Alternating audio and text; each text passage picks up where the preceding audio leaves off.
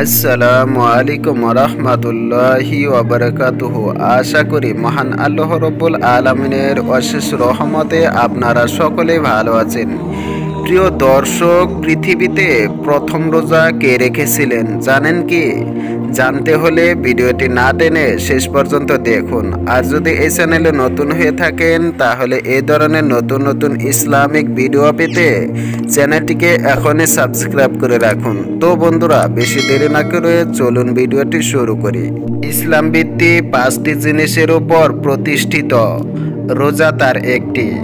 এর রোজা শুধু উম্মতে মুসলিমার উপর ফরজ হয়নি, আগের নবী রাসূলদের জন্য রোজার বিধান ছিল। কোরআনের নির্দেশনায় তা প্রমাণিত।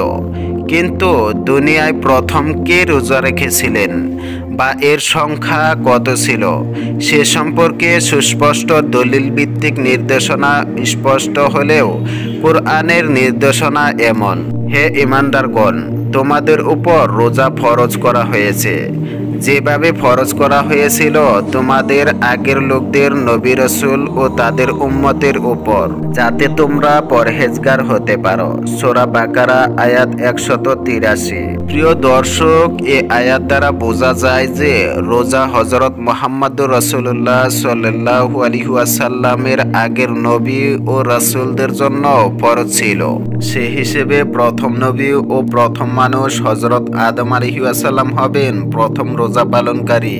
কিন্তু কে প্রথম রোজা রেখেছিলেন কিংবা এই রোজার সংখ্যা কয়টি ছিল এ সম্পর্কে সুস্পষ্ট দলিল ভিত্তিক ঘোষণা না থাকলেও হযরত আব্দুল কাদের জিলানী রহমতুল্লাহি আলাইহি সুফি সাধকরা কিছু তথ্য তুলে ধরেছেন। তা হলো, সুফি সাধকদের মতে হযরত আদম আলাইহিস সালাম যখন নিষিদ্ধ ফল খেয়েছিলেন এবং তারপর তওবাহ করেছিলেন, তখন 30 দিন পর্যন্ত তার তওবা কবুল হয়নি, কারণ তার দেহে নিষিদ্ধ ফলের নির্যাস রয়ে গিয়েছিল।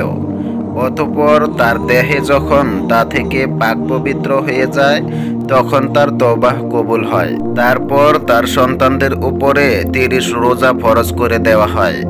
হযরত ইবনে হাজার আসকালানী রহমতুল্লাহ আলাইহি বলেন, এ বর্ণনার প্রমাণে সন্দেহ নেই, এর কোনো দলিল পাওয়াও কঠিন ব্যাপার। ফাতহুল বারী। দুনিয়ায় প্রথম রোজা পালন সম্পর্কে হযরত আব্দুল কাদের জিলানী রহমতুল্লাহ আলাইহি বর্ণনা করেন।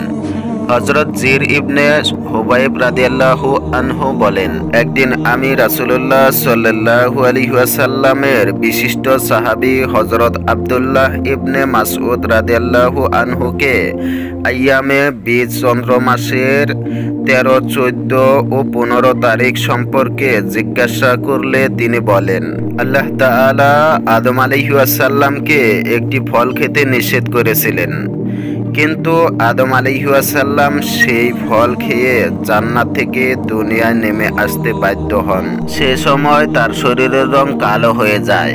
ফলে তার দুর্দশা দেখে ফেরেশতারা কেঁদে কেঁদে আল্লাহর কাছে প্রার্থনা করেন, হে আল্লাহ, আদম আপনার প্রিয় সৃষ্টি, আপনি তাকে জান্নাতে দিয়েছিলেন, আমাদের দ্বারা তাকে সেজদা করিয়াছেন। এর একটি মাত্র ভুলের জন্য তার দেহের রং কালো করে দিলেন। তাদের এ আবেদনে আল্লাহ তাআলা হযরত আদম আলাইহিস সালামের কাছে ওহী পাঠালেন, তুমি চন্দ্র মাসের 13, 14 ও 15 তারিখ রোজা রাখো। প্রিয় দর্শক, আদম আলাইহিস সালাম তাই করলেন। ফলে তার দেহের রং আবার উজ্জ্বল হয়ে যায়। এজন্যই এই 3টি দিনকে আয়ামে বীজ বা উজ্জ্বল দিন বলা হয়। এ ঘটনা কোরআন সুন্নাহর কোনো ব্যাখ্যা বা মতামত সুস্পষ্টভাবে উপস্থাপিত হয়নি, তবে হাদিসে এসেছে। হযরত আব্দুল্লাহ ইবনে আব্বাস রাদিয়াল্লাহু আনহু বর্ণনা করেন, রাসূলুল্লাহ সাল্লাল্লাহু আলাইহি ওয়াসাল্লাম ঘরে কিংবা সফরে থাকাকালীন সময়ে আইয়ামে বীজের রোজা রাখা থেকে বিরত থাকতেন না। নাসাইদ মিশকাত। তবে এ কথা সুস্পষ্ট যে রোজা শুধু উম্মতে মুহাম্মাদের উপরই ফরজ হয়নি, বরং আগের নবী ও রাসূলদের উপরও রোজার বিধান ছিল। কুরআনুল কারীমের ঘোষণায় এর প্রমাণ। উল্লেখ্য রহমত, বরকত, মাগফিরাত ও নাজাতের মাস রমজান মাস। তো বন্ধুরা, ভিডিওটি কেমন লাগলো অবশ্যই একটি লাইক দিয়ে কমেন্টে জানাবেন।